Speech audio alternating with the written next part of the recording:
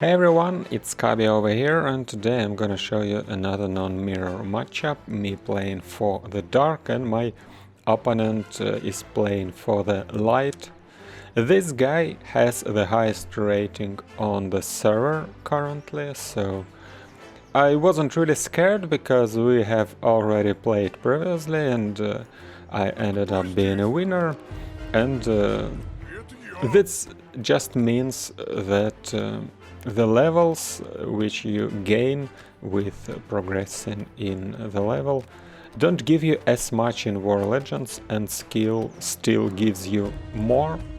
It doesn't really mean that I am that good of a player, but probably still better than some of the guys. However, we'll see if I'll be on top in this game, because I'm gonna do a very peculiar strategy that I only tried once or twice previously, and this is the strategy I actually heard of in our Discord server from the player called Grom. He is an accomplished player who usually beats me whenever we face each other, and once upon a time he came up with the idea of playing the pure Undead style. That means that we are gonna build the skeleton archers, necromancers and the slaves. And I was intrigued by this idea because it is pretty much the only strategy when you have to mass the workers for some reason. As a StarCraft player, I'm used to build the workers all the time for the first 15 minutes or whatever, so it was a nice change to the gameplay, because in War Legends we don't really need as much workers.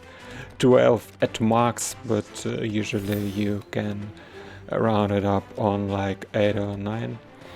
Anyway, in the beginning I play pretty much the standard stuff. I start with the 2 goons, when proceed to the tier 2 citadel, build a slightly faster dark gate, and then I also add the dark obelisk, the undead obelisk.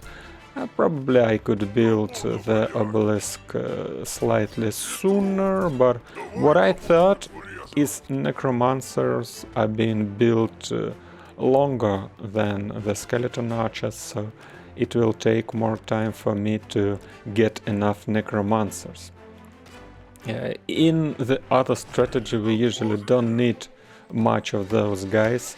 1 or 2 are pretty much enough in any 1v1 game. In 2v2 you can probably go up to 3 or even 4 for the big engagements where all the players on the map take part, so there are a lot of skeletons on the ground and you can work with them. But in this strategy we make a lot of slaves, so those slaves will take part in the fight and they will die, creating the skeletons, and then the necromancers will raise them up to fight again, and that is the idea. We gonna overwhelm the opponent with the mass, and we are gonna soon see if it's gonna work. Currently it's 3 minutes with a half on the timer, so 1.5 before the chests will pop up. And I'll also I also took fight for this observation tower to prevent my opponent to realize my strategy when I'll go into him too soon, but he came up with the 2 swordsmen, so I decided to drop that because I don't make more goons, only the 2 initial ones, and I don't want to spoil my skeleton archers and the necromancers, so I just ran away with my goon on the red HP and gonna see if maybe I can steal the lower chest while my main army will take the higher one. and at the same time I'll keep on hiring the staff, skeleton archers, slaves. I already have by the moment the 3 necromancers, which feels like probably enough. I can add on another one if I'll have additional money, and it seems that I'll be able to take the bath chest, so I'll have enough to hire the 4th necromancer if I'll think that I need one. And I also picked my workers with the frame and sent them on the attack move on my enemy's base, and adding then my whole army the same direction.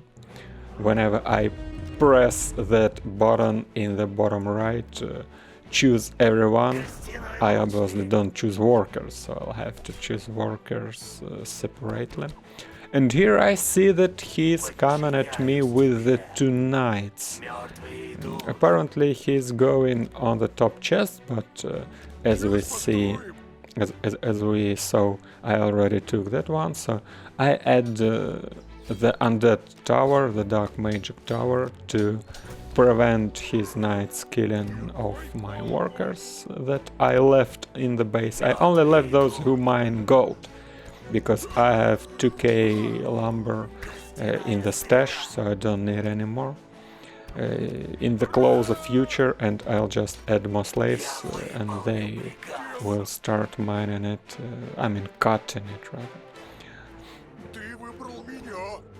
I also want to take this tower, but more importantly I want to raise those skeletons, which present a lot in this area, so my 3 necromancers do that really fast.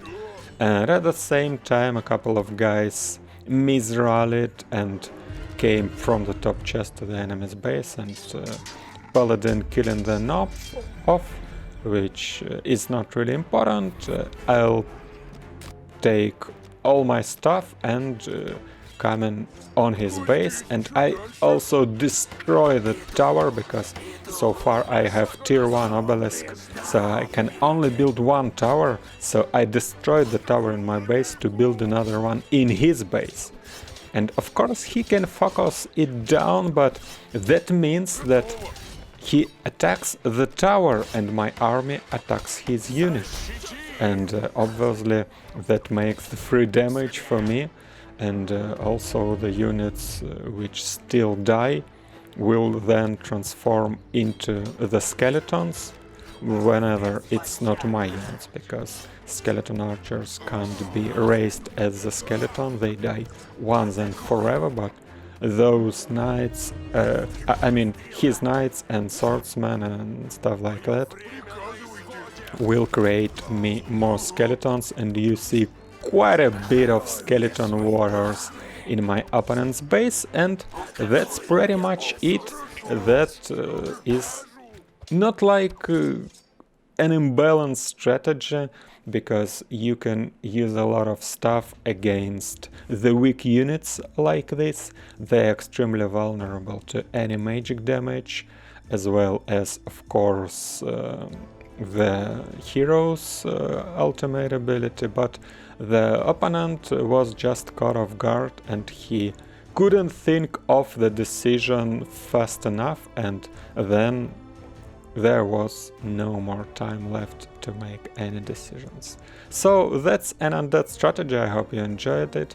That was kabyraGe, sub to my channel not to miss the next video, and see you there, bye bye.